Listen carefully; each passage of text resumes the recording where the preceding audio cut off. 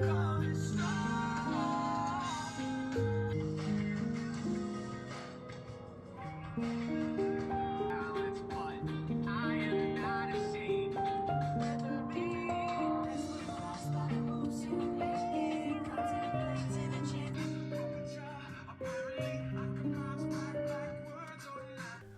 my gosh. This whole time I've been gone, I've been a bit heartbroken that I was gonna miss peak foliage here, but my aunt told me this morning that it was still peak foliage near her boyfriend's house, which is a bit south and a little bit inland from where I am. So I'm here at Bradbury Mountain State Park in Freeport, and she was not wrong. It looks like peak foliage here too. I'm so excited. I'm so happy. Excuse me. I brought my oatmeal with me. And I'm sadly realizing I forgot to put the blueberries on there, but that's okay. I have been missing my oatmeal. I eat oatmeal at least 5 days a week for breakfast. I don't usually eat my breakfast until late morning, and I think it's right around noon right now, but I had a slow morning because I'm exhausted. I probably look like death a little bit, but I just did not sleep on the boat the whole time I was gone. It was better accommodations than I was expecting. I mean, I guess I should have elevated my expectations a little bit given that it's a government vessel, but we all had our own twin beds, so that was nice. But the mattresses were really hard, and so I woke up with like lots of feeling in my arms a lot of nights and aching shoulders, but that's okay. That's okay. I'm home now. I had to take an Advil PM every night to even get a little bit of sleep, but it was very broken sleep every night. I'm such a light sleeper now. It kind of sucks. I used to sleep really well on boats when I was younger, but I don't anymore, and that's okay. I'm very happy to be home, to be in my own bed, and of course to see the cats. Oh my gosh, the guilt was so bad out there, and my aunt said she could tell they just missed me so friggin' much. Like, she couldn't get anywhere near them, and I felt like crap the whole time I was out there, because I did feel guilty, because I know they were probably angry and confused, but my little Velcro boy, Pepe, has been stuck to me since I got back, and he meowed so much when I walked in the door. It broke my heart, but I was so happy to see him, and he snuggled with me all night. So of course I didn't sleep great last night either because he kept waking me up, but it was totally fine. I'm so happy anytime he wants to snuggle with me. It makes me happy. And Piper, she's so much more timid than him and not a Velcro cat at all, so she took a little bit more warming up, but she was being so sweet. Oh my god. So hot. Whoa. It's been in this mug for almost an hour and it's still so freaking hot. I'm gonna have a rough time adjusting back to my normal diet, the normal foods that I usually eat, like oatmeal. Oh my gosh. The food on that boat, you guys. Oh, so, of course, there was a full-time chef, 2 of them, actually. And the food was so freaking good, but it was so rich. Everything cooked very heavily in oil, a lot of fried side dishes, and a lot of butter, just full of flavor and very high fat. And oh my gosh, all of the snacks.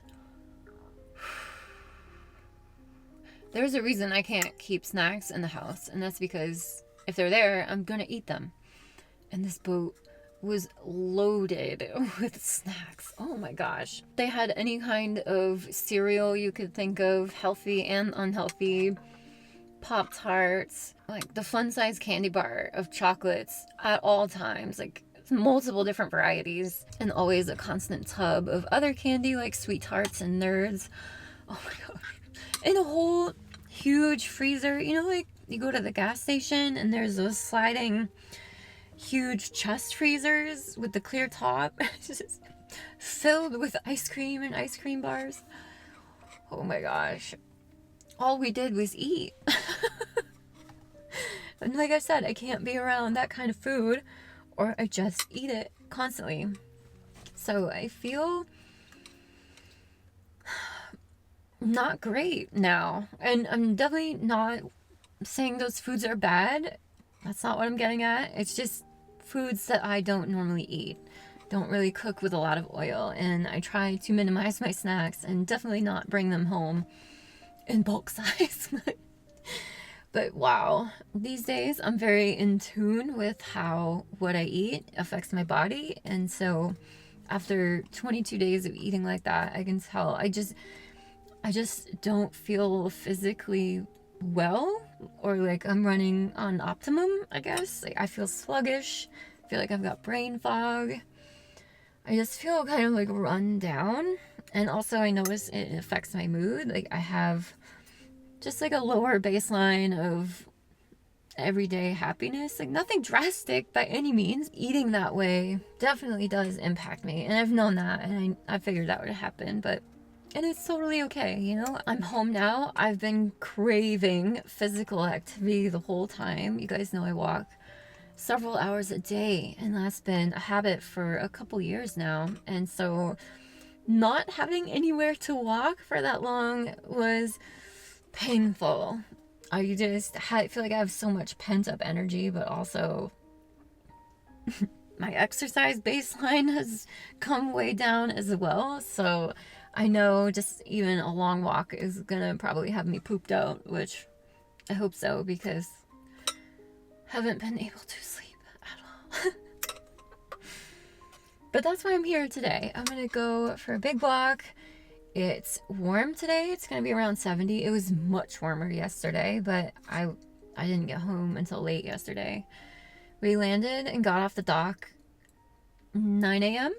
and it was an hour and a half in the commuter van from there back to the Cape and Falmouth, Mass, where we had all met, where the home office is, where my car was. And then I had to drive. It was like another 3 hours and 40 minutes from there of driving in the car. Oh my gosh. That is a lot of driving when you have not done it for 22 days. That's a lot to have to do very suddenly. And through Boston. Ugh, I hate Boston. I hate Boston traffic.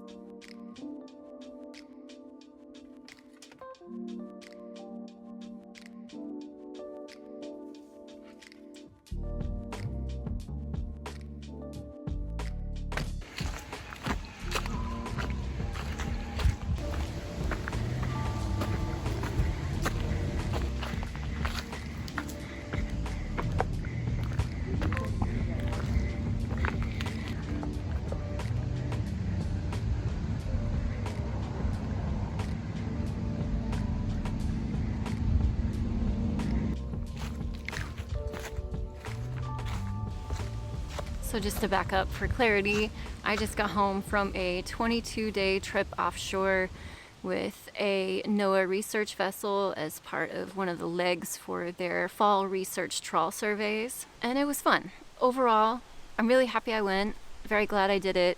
If you are not new here, you know I've been struggling to get enough work lately with my job, and so when this opportunity was offered to me, it felt very much like it was something I really needed to do and should do to get myself through the winter, because I know work is just going to be slower through the winter months.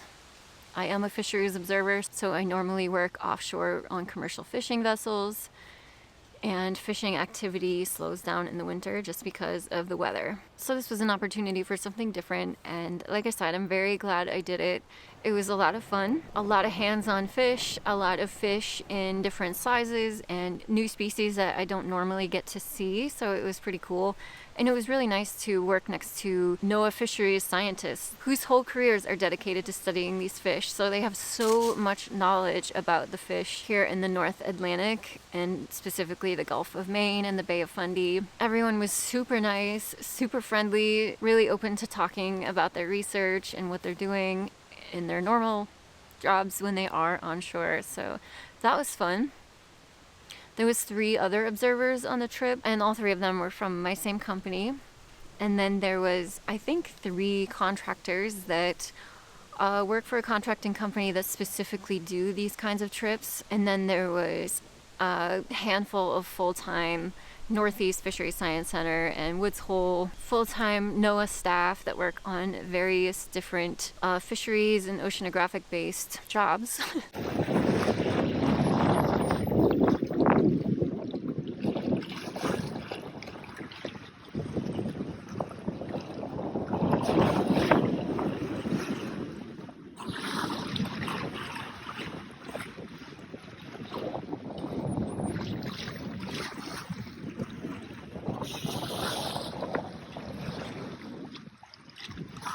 I was on day shift, so my shift was doing 11:30 a.m. to 11:30 p.m. and it was consisted of 2 observers, 1 contractor, and 4 federal employees. We were in the scientist's role on day shift, so it was 12 on, 12 off for everybody the whole time. For day shift, we had to wake up and eat lunch immediately. A lunch was served from 11 to 12, and it's day shift gets it from 11 to 11:30, and then they start their shift at 11:30, and then night shift comes off shift at 11:30, and they have lunch until noon, and then they can go to bed or whatever. And then we had dinner 5 to 6 p.m., and then we went to bed after our shift ended at 11:30.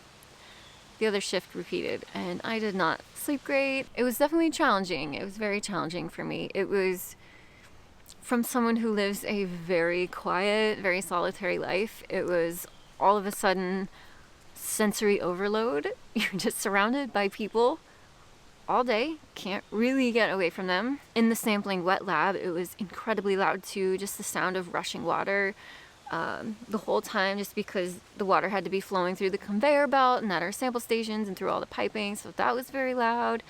And then there was 2 scientists at 3 different stations, and one was doing like the cutting and sample collecting, and the other was doing the recording on a computer. And each time you selected something, it made either a really loud ding or like a roaring cougar sound. It was just right here, just right in your ears. And I was like, oh my gosh. And you know, people are yell talking at each other to overcompensate for all of the noise, and it was just, if you are someone who lives in a quiet environment, I know you get it.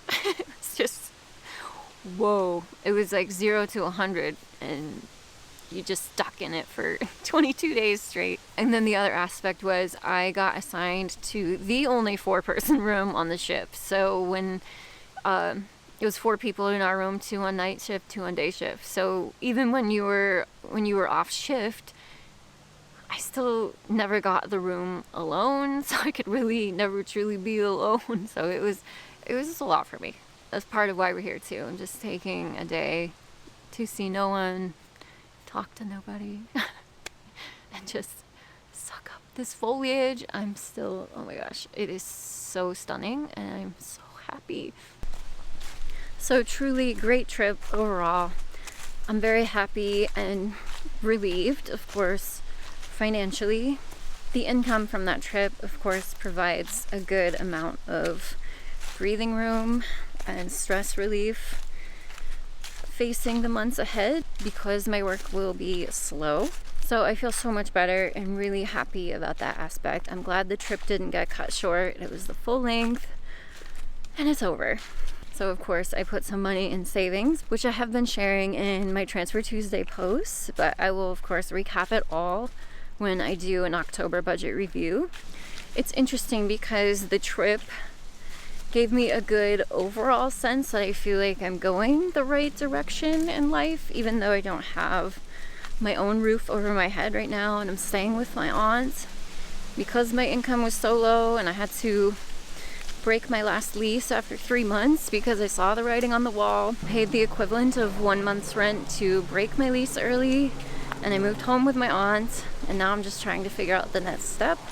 That's the quick and dirty general recap of things and where I'm at today. And to be honest, I feel very, very certain now that I do want to sell my rental property. I know I said I was going to make a video kind of discussing the few options that I've been bouncing around in my head, but I actually now am very, very certain that I do want to sell it, so I've been trying to do that. And there's been drama with that, which I'll fill you guys in on in a few minutes. In talking with different people on the ship, it just like made me really grateful for the steps in my life that I have taken that I feel like have been incredibly helpful, like getting my financial shit together, more or less. You know, the housing market's quite a bitch right now, but I'm trying to figure it out, and thank God for my aunt. But this trip was very eye-opening in the fact that everybody is struggling.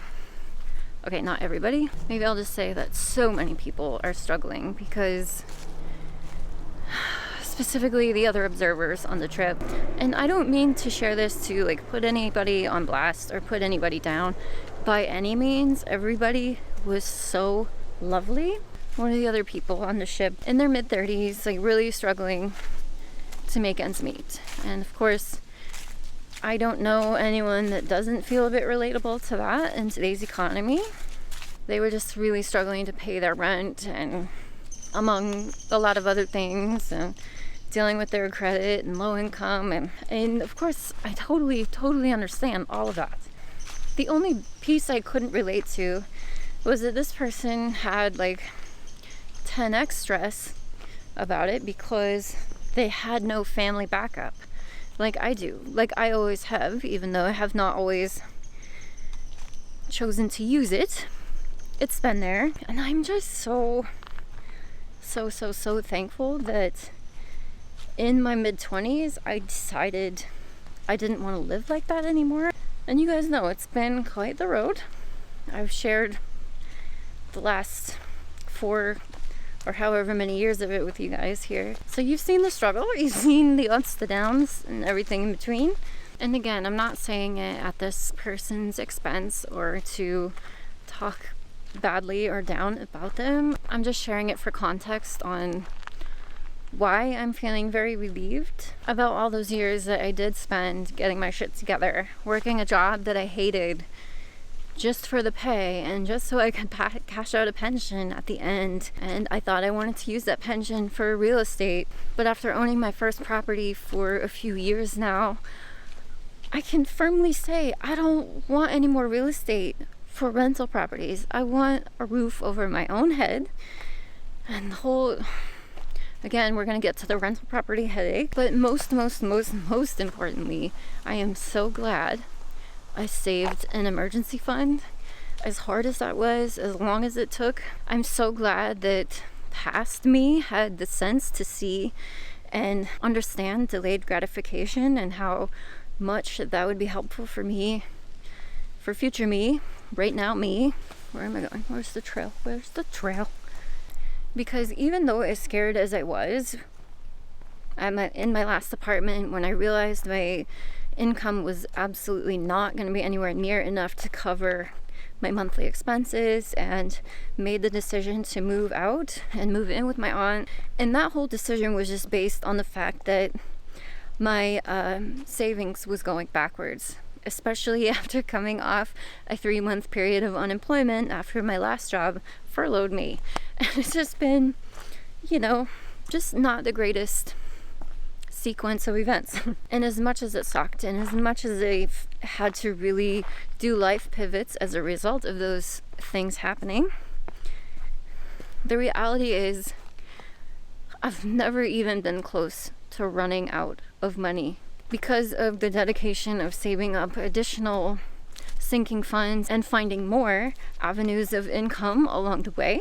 Because of those things, I never even had to dip into my emergency fund. But nowadays I just live as if it doesn't exist, which is weird because I don't think about it being in my bank account. It's just so separate from me because I'm so freaking scared to use it, which, no, I'm not scared. I'm not scared anymore. Actually, I'm not scared of that anymore. I just really, really freaking don't want to use it because of how hard it was to acquire.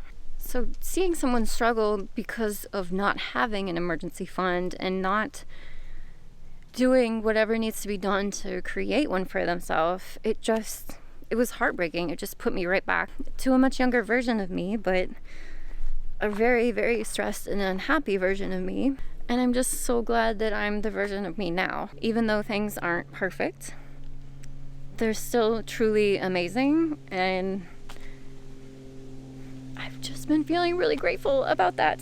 And then the arguably less impactful, but to me deeply meaningful thing I realized while I was out there in talking to all of these federal employees and hearing other people, not stressing, but definitely, griping a bit, okay, and probably some stressing too, about the number of emails that were building up in their email back on land, about the research that they had to get back to was piling up back on land. The first time someone mentioned anything about it, and I had the realization of, oh my gosh, I'm so glad I don't have any of that kind of stress.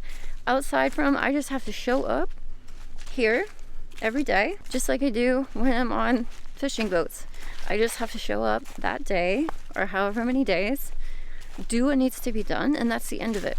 My free time is completely 100% my own, mentally, emotionally. There's nothing residual in the background stressing me out, and I'm so grateful for that. And when I stop and think about that and how kind of big of a deal that is for me, I feel like all of the setbacks in recent years have been kind of like honing me in on what it is I do truly want. And like I've told you guys, I do want to try to make this job work because of the flexible schedule, the freedom. Again, I keep saying I am loving all of the free time, but I wish I had a little bit less of it. But if I can piece things together, add in other incomes, take these longer side projects, maybe if I can do it again, I don't know, but you know what I mean. Just making it work so that I can have the schedule flexibility, the lifestyle flexibility that I'm truly wanting.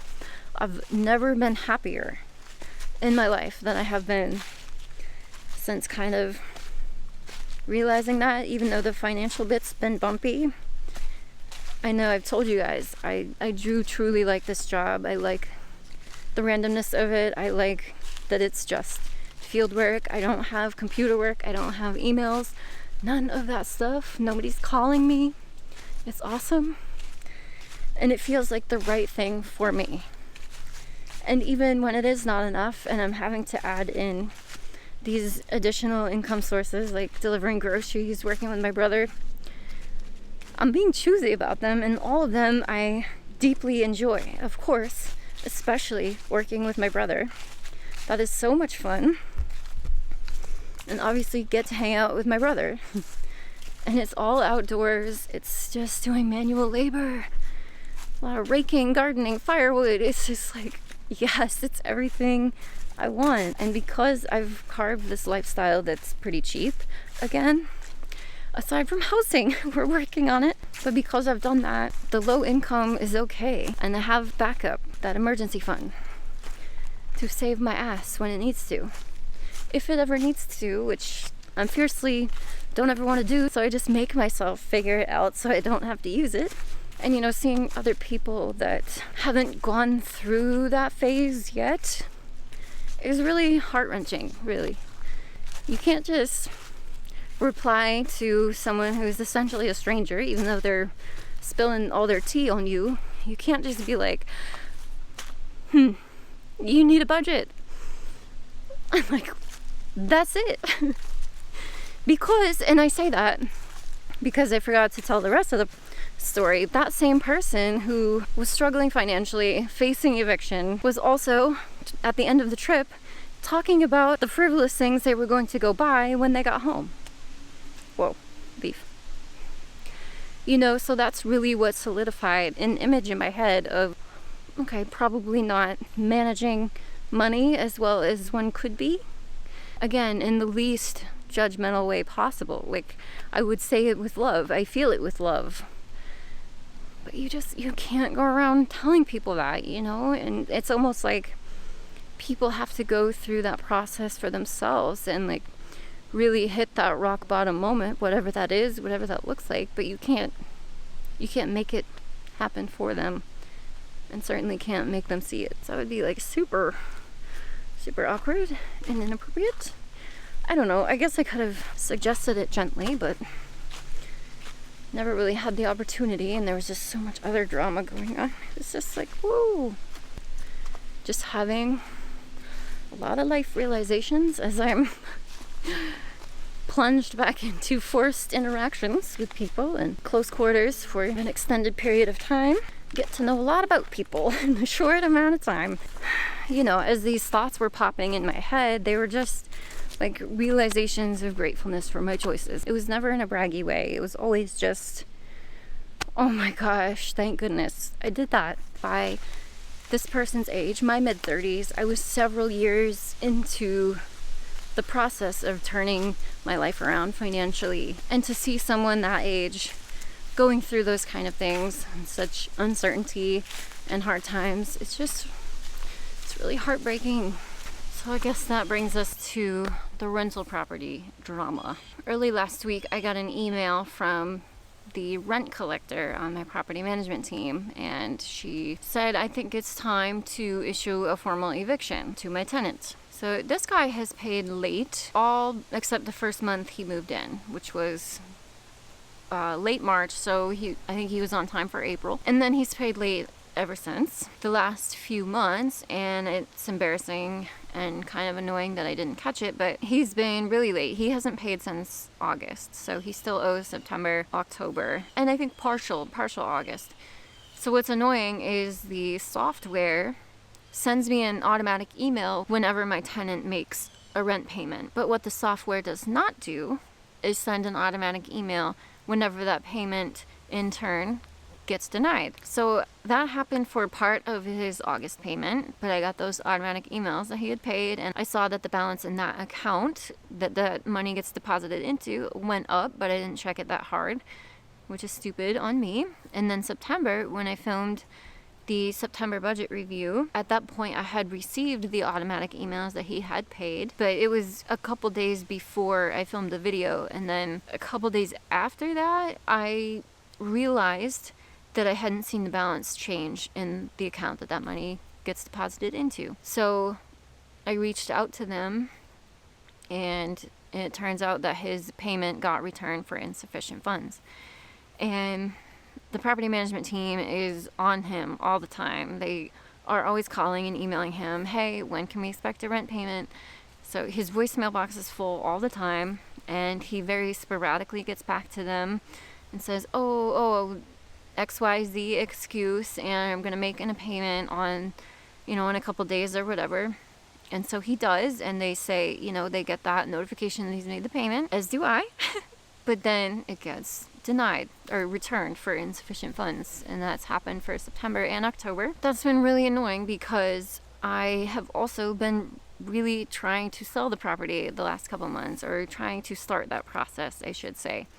So the rental broker and the person that's going to help me sell it as well, this is the person who placed my tenant in the apartment, let me know that it's crazy that he's not paying because he knows how much he makes, and it's quite reasonable. His rent is quite reasonable in regard to his income. So he's also tried to reach out to him and talk to him and have conversations with him. And when I got the email from the rent collector that they suggested I should consider starting the formal eviction process, I reached out to him and asked what he thought we could do, because he doesn't want to try to sell the property while there's a tenant that's behind on rent in there. So of course that makes sense. So we've been trying to either at least get him to be current on rent or just move out. And so the rental broker suggested offering him a cash for keys scenario where I pay him X amount of money and I was just going to do $1,000, the amount of his rent, in exchange for him moving out quietly, peacefully, and just handing us back the keys, which would be like the dream scenario. Like, if you just go away, I will pay you to do so and forgive your outstanding balance and just let it go so I can get rid of this headache, which I know sounds crazy, but to me it's not. Like, I just want it gone. I want to get rid of this property because I've now wholeheartedly believe that long distance real estate investing is not for me. Real estate investing in general, I don't think it's for me anymore. And that's okay. I went into it very researched and very excited, and me being me, once I get a thought in my head or something I want to try, I do not give up on it until it happens. And even though a lot of things don't work out, I never regret doing it because it's always a learning experience and I'm always going to wonder what if. And I cannot live like that. I just have to go try, see if it works for me. Like moving to Florida, for example, when I thought that was the dream, but really I just wanted to get away from Maine and childhood as fast as I could because childhood was just not that great of a time for me. So, you know, now that I know and now that I've done some intense personal healing the last couple of years, let a lot of things go, forgiven a lot of things, dealt with a lot of things, and now I do want to come back to Maine for good. I do want to be close to my family. I love it here. Everything about it. My family's here and it's so beautiful, and now I just want to live in the woods in the quiet, and I don't want to deal with rental properties anymore, specifically one that is in another state and that I've never seen. It's just such a pain in the butt. This has not been a fun process, but I'm so glad I did it because I learned a ton. One of those things is that real estate investing is not for me. I'm not saying I'm never going to own rentals. It just will certainly be one I can put my own eyes on and fix things myself. I don't know about rental buildings. I don't know. I might do more like a campsite thing if I have enough property. I think that would be cool. Something like that, you know, just something very low-key, hands-off, but like, you know, a little trickle of income. I have a lot of ideas, but I need that property gone in order to even start working towards those ideas. It's just been such a pain and a hassle, and it has appreciated in value since I bought it or started the process of buying it in 2020, closed on it in 2021. It's appreciated a lot since then, along with the entire rest of the real estate market. That's great for the one property I did own through that growth. Kind of sucks for me now, who wants my own roof over my own head, and I'm sick of battling the rental market and being priced out of the real estate market. It's just really annoying. But I still have that pension that I cashed out that I've had saved aside for real estate, and if I can sell this rental property, take whatever I get from the equity growth, which I don't think is going to be that much by the time all the fees are paid and everything's said and done. I don't really know how much I'm expecting. I guess I would be deeply happy if I netted a profit of like 15, 20,000, I guess. I don't know how realistic or unrealistic that hope is. We're just gonna see what happens, and no matter what, I'm gonna be grateful to be rid of the headache and the thing that is holding me back, because I've also talked to mortgage lenders, the ones who've had me pre-approved for years for a rental property. I reached back out to them to see about getting a pre-approval now, and they won't because my income is low and the rental property has shown a loss over the last 2 years. And arguably, maybe the silly time to sell it is now, its third year, when most properties actually flip that switch and go and become profitable, even though it starts very small at first. And if you have a tenant who's not paying rent, that's not profitable. If he would pay rent, it would be. As long as I have no major repairs through now to the end of the year, it will be the property's first profitable year, which would of course show then favorably for the mortgage lenders, but right now it doesn't, so I just want to be rid of it. The beautiful thing is that here in Maine, and with the job that I now have, where I'm relatively location independent, I just need to find somewhere that I feel comfortable driving in a radius from Portland, Maine. So that's my home port, that's where I'm generally working out of, between there or Gloucester, Massachusetts. So I need to kind of triangulate myself in an area where I'm comfortable driving in the middle of the night, because fishermen go at crazy hours. So I have to drive in the middle of the night to get to work. I'd say I'm comfortable in like the 1.5 to 2 hour range.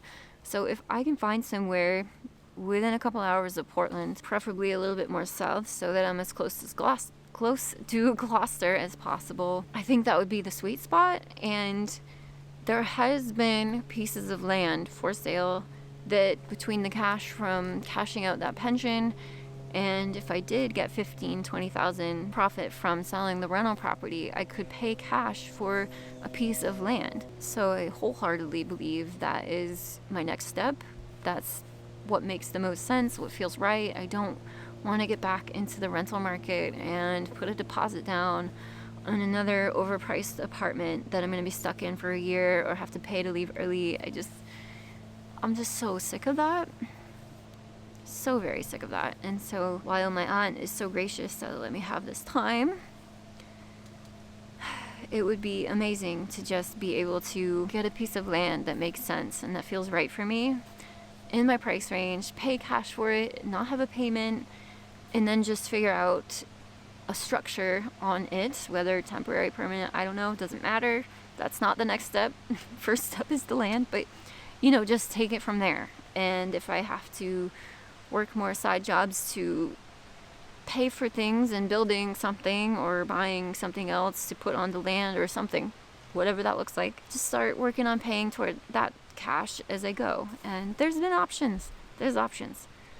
I am not totally screwed here. It's just going to take some research and some patience navigating all of these things. Like, that's a lot of real estate selling and buying in a short period of time, but I would like to do that both in that order.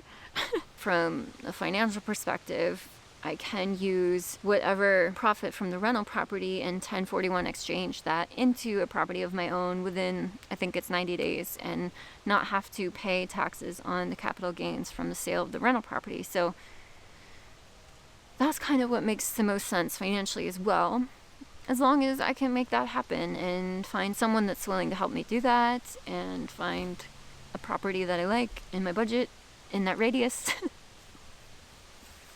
Again, the odds are stacked a little bit against me, but it's not going to be impossible.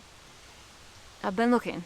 So I'm trying. That's my next step. That's what I'm trying for. So going on that trip really helped me have a little bit of a financial cushion for myself for the next few months, to have some cushion for paying rent to my aunt, which is, thank goodness, quite low, and allow me time to figure out what the heck to do with the rental property, how to get the tenant to pay rent. Oh my gosh. Funny part of that story that I also forgot.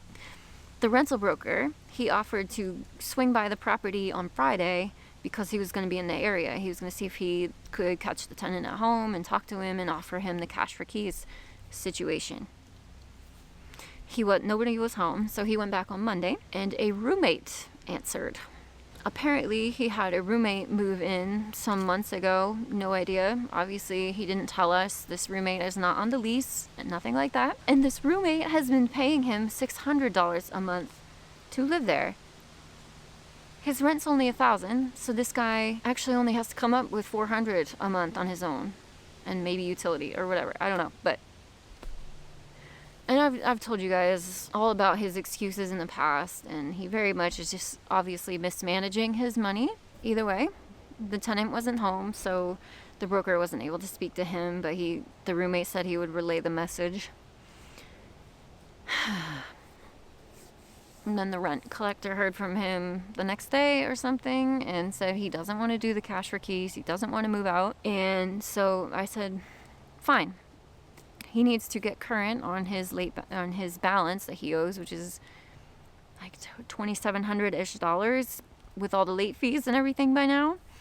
He either needs to get current by October 31st, or we will start the formal eviction process, because he's well beyond time for me to legally be able to do that now. So I don't know, guys, just cross your fingers for me, because I wanted to avoid formal eviction so badly, because it's just more time he gets to live in there for free, and costly lawyer fees for me, which sucks. I don't know. We'll see what happens. Oof.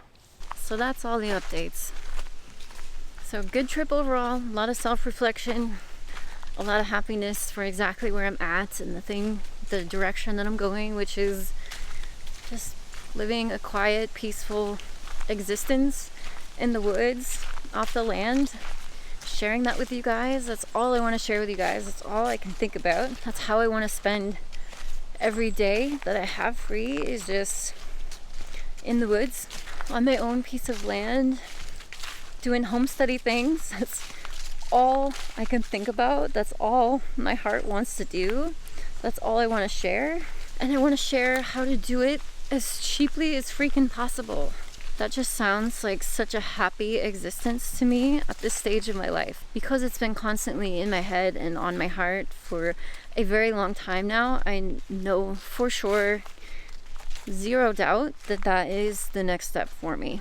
It just feels like the next logical step to as free of an existence as possible. Because not having a monthly housing payment, that is like the bane of my existence right now. It's the dang housing market. And I just want to tap out of that. I want to no longer have to deal with the inflating housing market and competition and just exorbitant cost every month just to live somewhere. It's crazy, and I'm so sick of it. It's just gonna take some figuring out. So here we go.